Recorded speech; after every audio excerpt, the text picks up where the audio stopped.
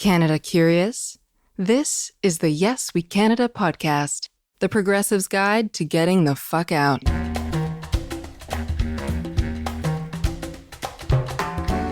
This episode, driving in Canada.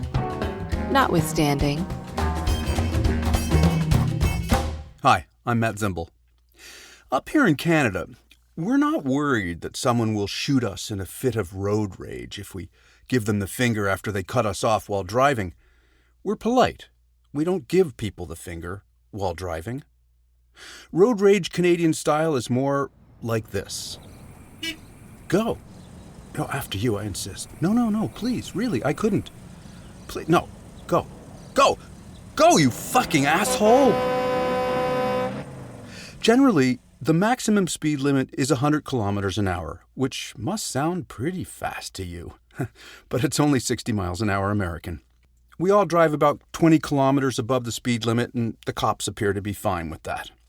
In the U.S., your speed limits have been rising lately, and you do know this about us. We will not be outdone by you.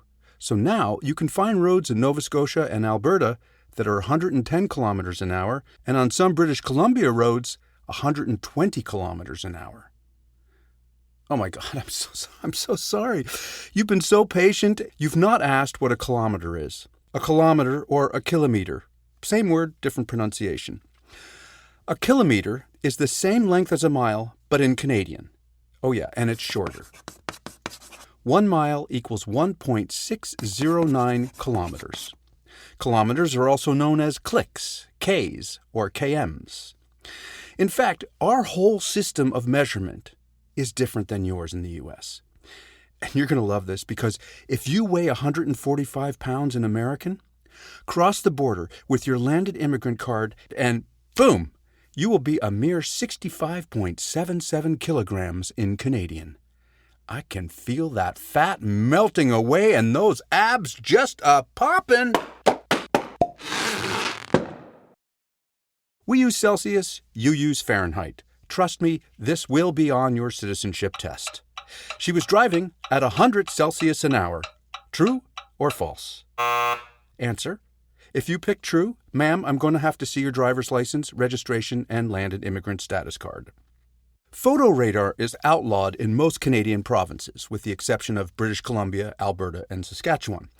But if you use apps like Google's Waze, they will tell you where the speed traps are, and technically, you're not using a radar detection device, you're using a communications tool, which would be protected by your First Amendment rights to free speech. If you had First Amendment rights in Canada, which you do not. The hell I don't. I'm American. I have my First Amendment rights wherever the fuck I am in the world. What the hell you... Shit. Nope. Sorry. We're going to just pull over to the side of the road here for a second. We're going to have a little heart-to-heart about your Canadian rights and freedoms. In Canada, our rights to freedom of expression are limited. The document that deals with this is called the Canadian Charter of Rights and Freedoms, adopted in 1982 when the Queen came to Canada. My husband and I, where's the pen? My husband and I are so happy to be in the colonies. Liz signed the Canadian Constitution in Ottawa, which gave us the ability to control our own laws without having to go to London, stay in some really expensive, shitty cold water boarding house, cup of tea, love, and get the royal assent to our laws every time we wanted to change a law. Yeah, I know you guys did this in 1776. Things move a little bit slower here in Canada. Okay, in our charter, there is what is called a limitations clause, meaning that you have a right with a limitation. For example, you have the right to free speech with the limitation that you do not use your free speech to generate hate speech. You're going to have to define hate speech. Okay, well, let's see. Until January 20th of this year, hate speech was also known as presidential tweets. Wait a minute. I think Twitter cut him off before the inauguration. If we had a fact-checking department, I could ask him that question. Okay. In your Bill of Rights, your rights are absolute. In our Charter of Rights, our rights are, kind of, sort of like,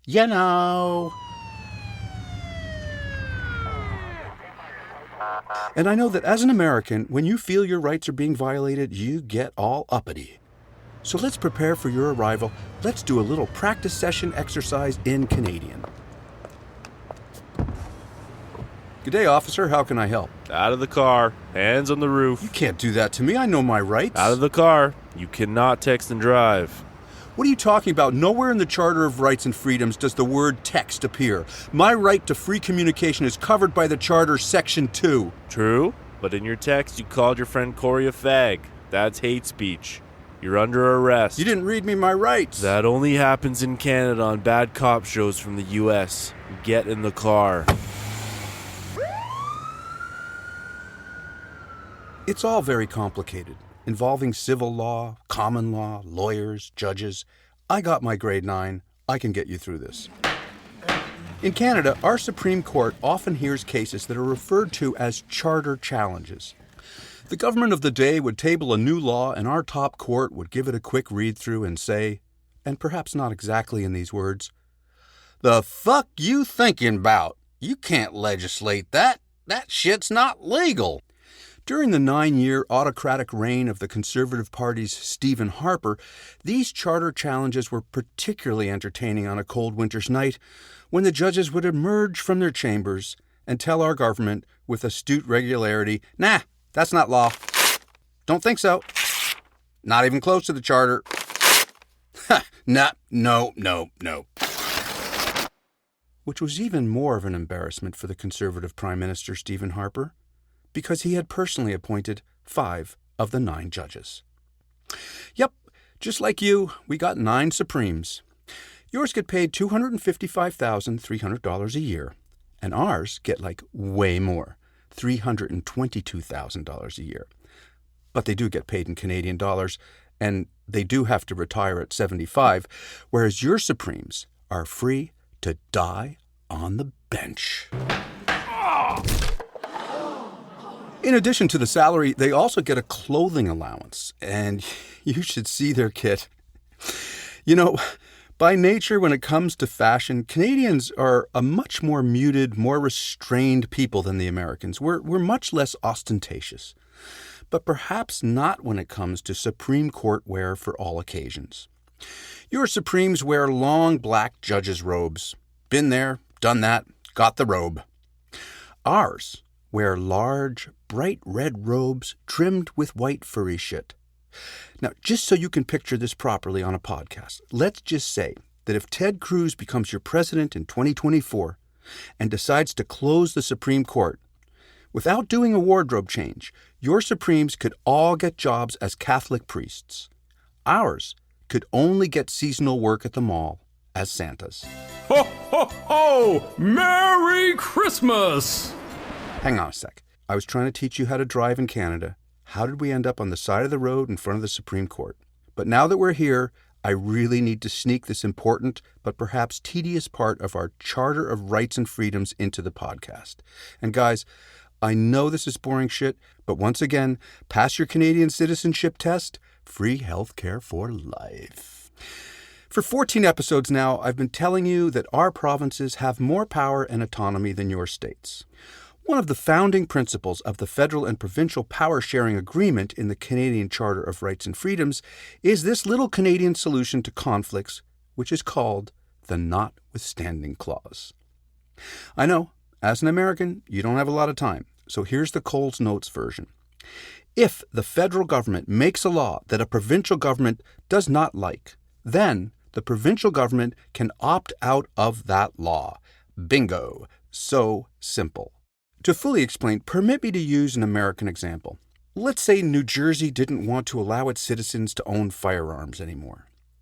They could use the Notwithstanding Clause to opt out of the Second Amendment of the American Constitution. Of course, in New Jersey, it would not be called the Notwithstanding Clause. It would be called the Forget About It Clause. The Notwithstanding Law is Canadian compromise at its absolute best. The law of the land is proclaimed. And if you don't like it, that's cool, you don't have to use it. Essentially, That is the Notwithstanding clause. In 2019, the right-leaning government of Quebec legislated Bill 22, which prohibits public servants like teachers, cops, lawyers, judges from showing signs of religious faith while at work. Mostly, they didn't want employees of the government wearing hijabs and face coverings. Oh man, that is so funny. Imagine a government that doesn't want its people to wear face coverings. You know, maybe the pandemic is Quebec's fault. God said, What? You don't want to give your employees the freedom to wear face coverings at work? I'll give you face coverings. Check this out. So basically, those who oppose Bill 22 as being unconstitutional interference with religious rights will eventually challenge the law at the Supreme Court of Canada. If the federal Supreme Court says Bill 22 is not legal according to the Charter of Rights and Freedoms, then the government of Quebec will invoke the Notwithstanding clause and no more face coverings at work.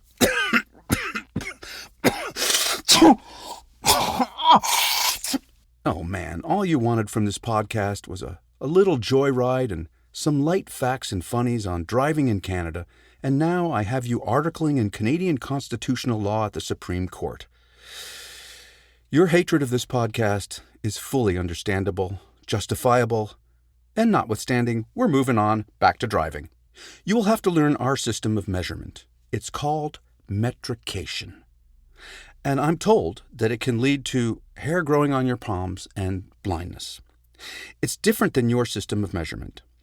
I was in Wyoming once and tried to find a lake where a friend of mine had a cottage. I asked a local.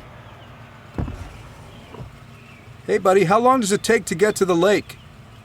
The lake? Damn. I'll say it's about 4 beer. Thanks, eh?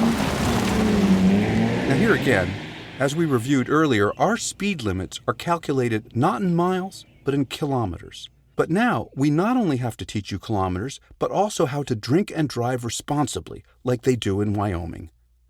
A Miller High Life is 4.6 alcohol by volume. Not very loud. A Molson's Canadian is 5% alcohol by volume. Much louder. Your beer is weaker than ours. Go a 4-distance beer in America, you're still stone cold sober. Go a 4-distance beer in Canada, you're sitting on your sunroof driving your car with your feet with no pants on. Woo-hoo! 5% alcohol by volume times 4 divided by 100 kilometers per hour at 31 degrees Celsius equals... Hang on. I know this.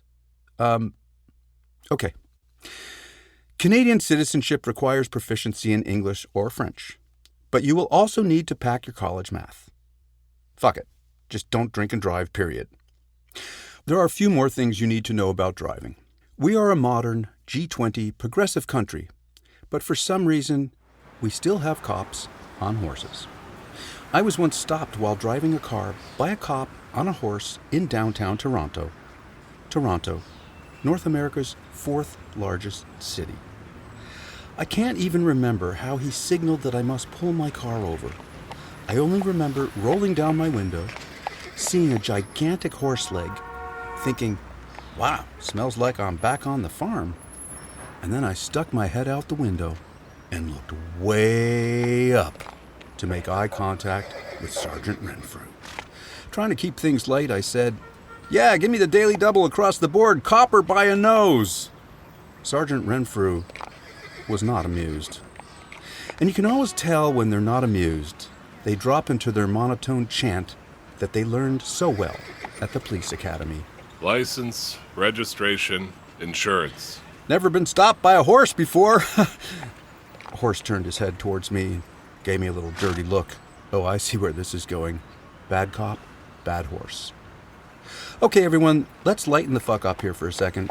Don't forget, I'm in a car. I have a 302 horsepower engine under the hood. I'm staying on the side of the road as a fucking courtesy to you both. Cop leans down from the saddle, returns my papers, and says, Your front license plate is missing. I'm going to write you a ticket. Officer, car is registered in Quebec. Quebec doesn't require a front plate. Cop looks pissed. Horse looks embarrassed. Horse looks at cop. Oh, you're a bright one, aren't you? Go on. Kick me in the ribs a few more times, Einstein. One more thing. If you do get busted in Canada for driving without your front license plate, do not plead the Fifth in court. And don't get me wrong, you do have Fifth Amendment rights in Canada, and this is what the Fifth says up here. The Fifth Amendment. There shall be a sitting of Parliament and each legislature at least once every 12 months. The Fifth up here, it's an amendment to keep those lazy bastard politicians from skipping out on their work while we're paying them. Now, get in the car.